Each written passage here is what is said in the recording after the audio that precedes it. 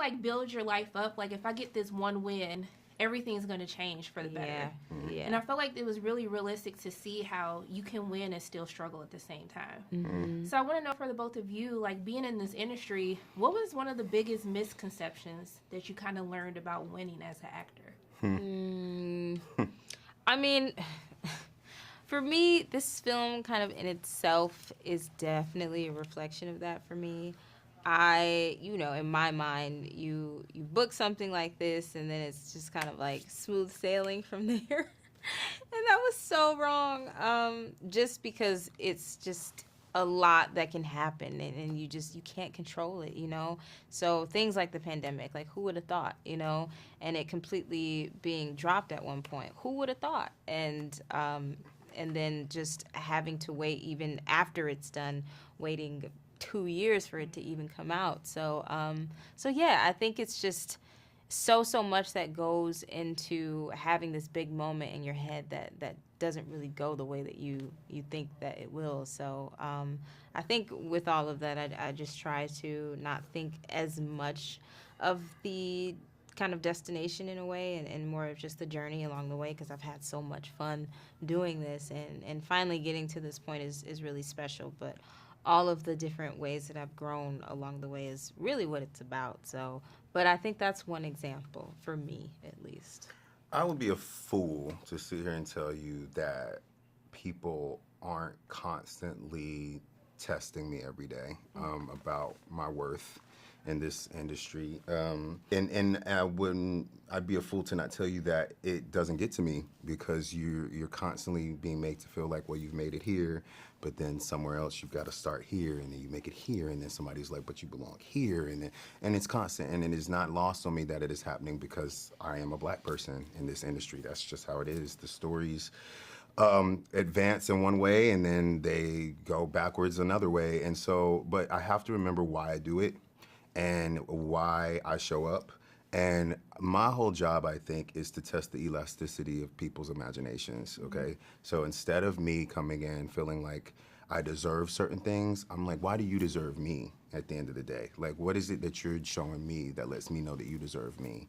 And that's the only thing that I can, not the only thing, but one of the things I try to do to remind myself that my place is solidified here, that I bring something unique, that I offer something that is important, and it has to feel special to me. Because at the end of the day, I go home with me. I'm the one that has to sit there with that. So it's always going to be a journey. I don't want to say it's going to be a struggle, but it's going to be a journey, because, I'm often questioning myself sometimes. I'm like, well, what is it about me that I don't feel like I'm getting the same respect as some of my peers? Why is my pay not the same? Why are the roles not the same? Why are, and I have to remember that at the end of the day, like, you make the way by walking, right? And I'm not here to follow anybody else's path. I'm here to make one of my own. But, then you have experiences like this. Like, I'm sitting here with the two of you, and you raise a question that's so wonderful and so revealing, and I'm looking at this poster, and I'm thinking about, like, how far and wide it's going to reach. But it is one day at a time kind of thing. But we exist, and the more I exist, the more that people have to find and make spaces for me to exist as well. I love that. But I mean, also too, I thought what was interesting in the movie is it's not always about the talent that you possess. No. It's the brand that you put out to the world too. Yeah. So I wanted to know for both of you, how have you learned to manage balancing your brand and not always being recognized for the talent that you possess? Well, it's weird when you kind of become a product, right? When people have expectations that they put on you, but with those expectations also come limitations too.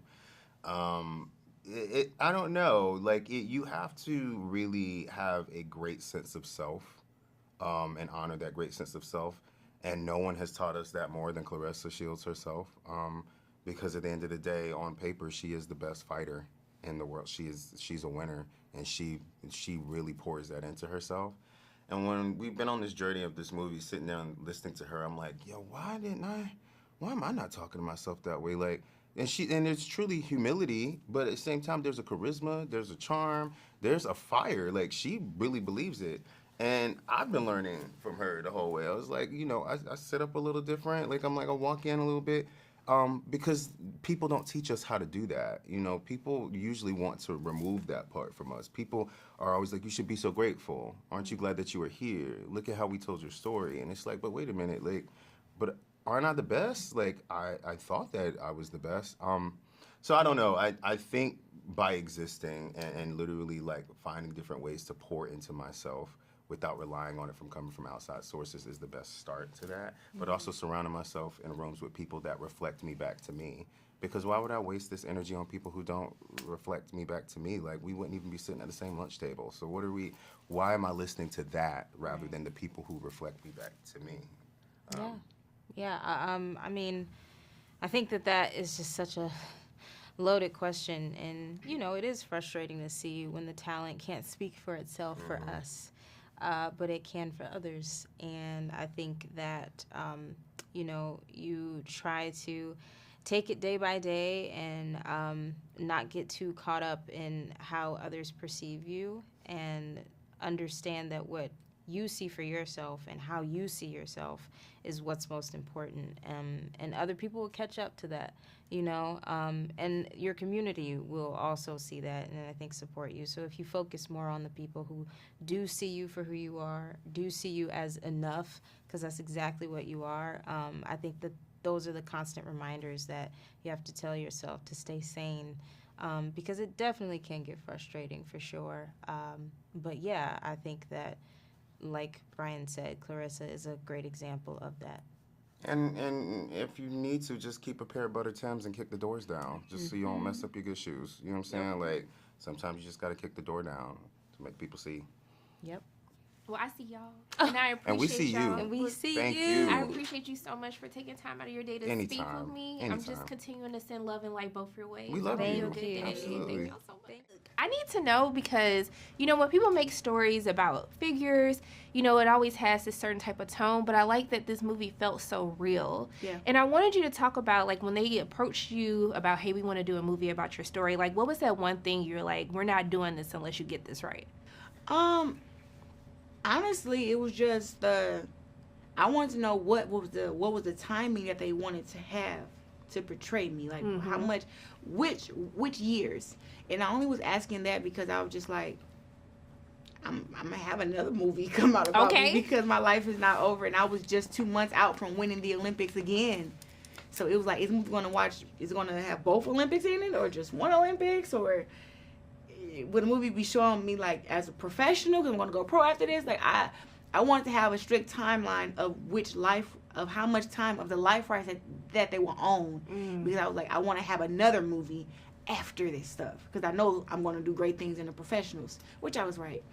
But it really wasn't anything. It was like, let's just get the numbers right and let's get the money right. But I think having a movie about me, I was very excited, and I was like, this is very interesting. I love it.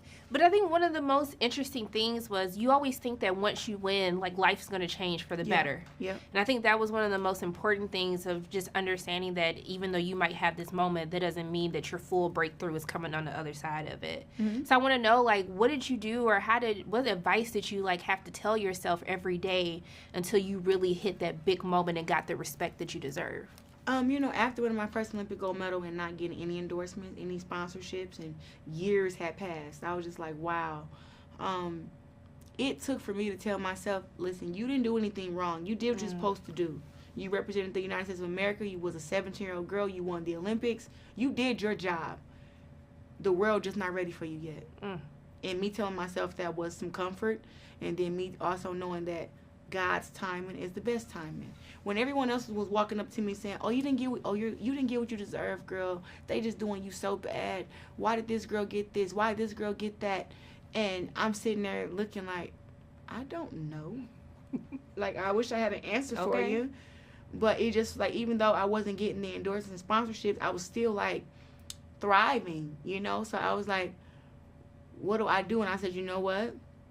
I put the gold medal, I put it in a little safe. I locked it up. And I said, you know what? I'm going to leave that gold medal there and focus just on this second one. And when I win a second gold medal, I want to see what they got to say then. Okay. But, I mean, you've accomplished so much. Like, what is that next challenge that you have set for yourself? I mean, I got to fight February 2nd. I got to fight a heavyweight again to get some more belts. I'm a 15-time world champion, 5 different divisions. I mean, I've made so much history. I think right now I just want to stay undefeated, continue to fight against the best. I got 8 more years in boxing. I am nowhere near retired. But, you know, as far as in things for me outside the ring, I want to have a baby. Okay. You know, I want to get married and have me a nice little husband. So those are my goals outside the ring. But inside the ring, it remains the same. Stay undefeated, keep winning. Manifesting that, it's going to be done. Okay? I'm with you.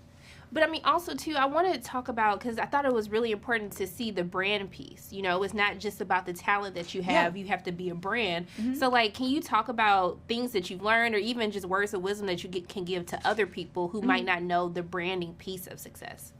Well, create the brand that you want to represent.